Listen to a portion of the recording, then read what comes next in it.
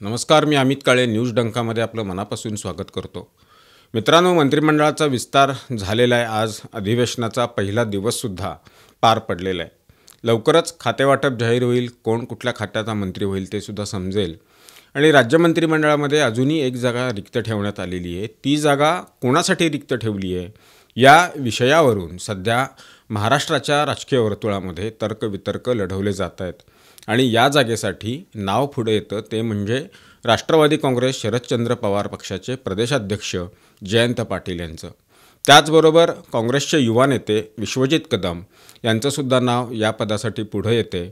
मात्र प्रामुख्यानं जयंत पाटील हेच महायुतीमध्ये सहभागी होतील आणि त्यांना हे मंत्रिपद देण्यात येईल असं बोललं जातं आहे। आपल्याला आठवत असेल की काही मंत्रिपदही मागच्या मंत्रिमंडळात मागच्या सरकारमध्ये रिक्त ठेवण्यात आलेली होती। आणि ज्या वेळेला अजित पवार यांनी राष्ट्रवादी काँग्रेसमध्ये बंड केलं आणि ते महायुतीसोबत येण्याचा त्यांनी निर्णय घेतला, त्यावेळेला ती मंत्रिपदं भरण्यात आलेली होती।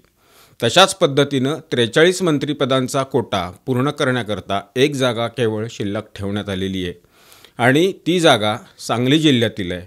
आपल्याला माहीत असेल की महाराष्ट्राच्या राजकारणामध्ये पश्चिम महाराष्ट्राला विशेष स्थान नेहमी राहिलेलं आहे आणि त्या पश्चिम महाराष्ट्रात सांगली जिल्हा हा अतिमहत्त्वाचा जिल्हा म्हणून गणला जातो। एक काळ असा होता की सांगली जिल्ह्याच्या नेत्यांच्या हातात महाराष्ट्राच्या राजकारणाची सूत्रं असायची। या महाराष्ट्राचे 4 वेळा मुख्यमंत्री झालेले स्वर्गीय वसंतदादा पाटील हे सुद्धा सांगलीमधूनच निवडून यायचे। अलीकडच्या काळात आपण बघितलं असेल तर स्वर्गीय आर पाटील असतील, स्वर्गीय पतंगराव कदम असतील, विद्यमान आमदार जयंत पाटील असतील, हे महाराष्ट्रातले दिग्गज नेते हे सांगली जिल्ह्यातूनच वेगळ्या वेगळ्या मतदारसंघातून निवडून येतात। आणि या मंत्रिमंडळ विस्तारामध्ये शेजारच्या सातारा जिल्ह्यात मंत्रिपदं देण्यात आलेली आहेत, कोल्हापूर जिल्ह्याला मंत्रिपद देण्यात आलेलं आहे। मात्र सांगली जिल्ह्याला मंत्रिपदापासून दूर ठेवण्यात आलेलं आहे, सांगली जिल्ह्याला डावलण्यात आलेलं आहे। सांगली जिल्ह्याला मंत्रिपदापासून डावलणं हे कुठल्याही आत्तापर्यंतच्या सरकारनं हे केलेलं नाही। सांगली जिल्ह्यासाठीच हे मंत्रिपद आहे जे सध्या शिल्लक ठेवण्यात आलेलं आहे आणि ते जयंत पाटील यांच्यासाठीच शिल्लक ठेवण्यात आलेलं आहे अशी चर्चा आज खुलेपणानं महाराष्ट्राच्या राजकारणामध्ये होताना आपल्याला दिसून येते। जयंत पाटील यांच्याबाबत बोलायचं झालं तर खऱ्या अर्थानं जयंत पाटील यांनी 21 वर्षापूर्वीच महाराष्ट्रात सर्वप्रथम भारतीय जनता पक्षाबरोबर हातमिळवणी केलेली होती, ती सांगलीच्या स्थानिक राजकारणात। सांगलीच्या स्थानिक राजकारणामध्ये वसंतदादा पाटील यांच्या घराला शह देण्यासाठी सांगली महानगरपालिकेमध्ये त्यांनी एक आघाडी तयार केलेली होती आणि त्या आघाडीमध्ये राष्ट्रवादी काँग्रेस, तत्कालीन भारतीय जनता पक्ष आणि इतर मित्रपक्ष अशी ती आघाडी तयार करून महानगरपालिकेची निवडणूक सांगलीच्या लढवण्यात आलेली होती। आणि त्या वेळेला स्थानिक काँग्रेसचे नेतृत्व करत असलेले वसंतदादा पाटील यांच्या घरातलेच स्वर्गीय मदन पाटील यांच्या विरोधात ही निवडणूक लढवून जयंत पाटील यांनी सांगली महानगरपालिकेची सत्ता ही मिळवलेली होती, ती निवडणूक जिंकलेली होती। म्हणजे 2014ला भारतीय जनता पक्षाला राष्ट्रवादी काँग्रेसनं बाहेरून पाठिंबा दिला। आज महायुतीमध्ये अजित पवार यांच्या रूपानं राष्ट्रवादी काँग्रेस पक्ष सहभागी आहे।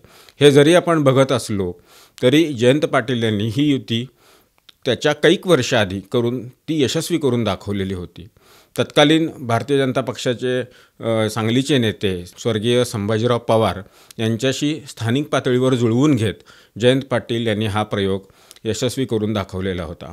त्यामुळं जयंत पाटील यांची भारतीय जनता पक्षाबरोबर ही आधीपासूनचीच सलगी आहे, मैत्री आहे, प्रेमाचे आणि अत्यंत जिव्हाळ्याचे संबंध भारतीय जनता पक्षाच्या शीर्षस्थ नेत्यांशी आहेत। 6 महिन्यापूर्वी झालेल्या लोकसभा निवडणुकीत महाराष्ट्रात महाविकास आघाडीला अभूतपूर्व यश मिळालं। त्यामुळं कदाचित विधानसभा निवडणुकीमध्ये सुद्धा तोच कित्ता महाराष्ट्रातले मतदार गिरवतील असा एक विश्वास महाविकास आघाडीतल्या अनेक नेत्यांना होता। मात्र तो मतदारांनी साफ धुळीस मिळवला आणि महायुतीच्या हातात राज्याच्या सत्तेच्या चाव्या ह्या दिलेल्या आहेत। त्यामुळं 5 वर्ष आता विरोधात बसणं याला कुठलाही पर्याय महाविकास आघाडीतल्या नेत्यांसमोर राहिलेला नाही आहे। जयंत पाटील यांच्या मतदारसंघामध्ये त्यांना या काल झालेल्या विधानसभा निवडणुकीत जो विजय यावेळेला मिळाला आहे तो फारसा समाधानकारक विजय नाही आहे। कारण यापूर्वीच्या त्यांच्या निवडणुका बघितल्या आणि त्या निवडणुकीमध्ये त्यांना मिळालेलं मताधिक्य बघितलं तर त्या तुलनेत यावेळचं मताधिक्य हे अत्यंत कमी आहे. तिथं अजित पवार यांच्या गटाचे निशिकांत पाटील यांनी अत्यंत तगडी लढत जयंत पाटील यांना दिली. संस्थात्मक कार्य मोठा असतानासुद्धा आणि कार्यकर्त्यांचा संचय नेटवर्क हे असूनसुद्धा जयंत पाटील यांचं मताधिक्य यावेळेला पुरतं घसरलेलं आहे. ही जयंत पाटील यांच्यासाठी फार समाधानाची बाब अजिबात नाही. या सगळ्याचा सारासार विचार करून जयंत पाटील हे महायुतीमध्ये सहभागी होऊ शकतात आणि अजित पवार यांच्या नेतृत्वातील राष्ट्रवादी काँग्रेसमध्ये ते प्रवेश करू शकतात अशी अटकळ आता बांधली जाते. दुसरीकडं जयंत पाटील यांच्यासोबत विश्वजित कदम म्हणजे पतंगराव कदम यांचे सुपुत्र आहेत त्यांचंसुद्धा नाव जोडलं जाते. कारण लोकसभा निवडणुकीच्या आधी विश्वजित कदम हे भारतीय जनता पक्षामध्ये प्रवेश करतील अशा चर्चासुद्धा राजकीय वर्तुळात रंगलेल्या होत्या. विश्वजित कदम आणि विद्यमान मुख्यमंत्री देवेंद्र फडणवीस यांचे जे चांगले संबंध आहेत ते संपूर्ण महाराष्ट्राला माहिती आहेत. भारतीय विद्यापीठाच्या कार्यक्रमांना देवेंद्र फडणवीस यांनी हजेरी लावलेली आहे. विश्वजित कदम यांनी त्यांना निमंत्रितसुद्धा केलेलं होतं. त्यामुळं जयंत पाटील यांच्याबरोबर विश्वजित कदम यांचंसुद्धा नाव हे महायुतीमध्ये सहभागी होतील यासाठी जोडलं जाते. मात्र प्रामुख्यानं हे शिल्लक राहिलेलं मंत्रिपद हे जयंत पाटील यांच्यासाठीच शिल्लक राहिलेलं आहे असं राजकीय जाणकारांचं मत आहे. कारण आता विरोधात बसण्याशिवाय पर्याय नाही आणि शरद पवार यांच्या पक्षाकडून आता फारसं काही मिळण्याची शक्यता नाही. लोकसभा निवडणुकीनंतर महाराष्ट्रात जर महाविकास आघाडीची सत्ता आली तर राष्ट्रवादी काँग्रेसकडून जयंत पाटील हे मुख्यमंत्रीपदाचा चेहरा म्हणून चर्चेत होते. मात्र तो विषय आता संपलेला आहे. हे सगळं लक्षात घेता जयंत पाटील हे महायुतीत प्रवेश करतील असा अंदाज व्यक्त होतोय. तूर्त इथंच थांबतो. हा व्हिडिओ आपल्याला कसा वाटला ते आपली प्रतिक्रिया कमेंट बॉक्समध्ये नोंदवून जरूर कळवा. व्हिडिओ आवडला असल्यास तो लाईक करा, शेअर करा आणि आमचं चॅनल आठवणीनं सबस्क्राईब करा. धन्यवाद.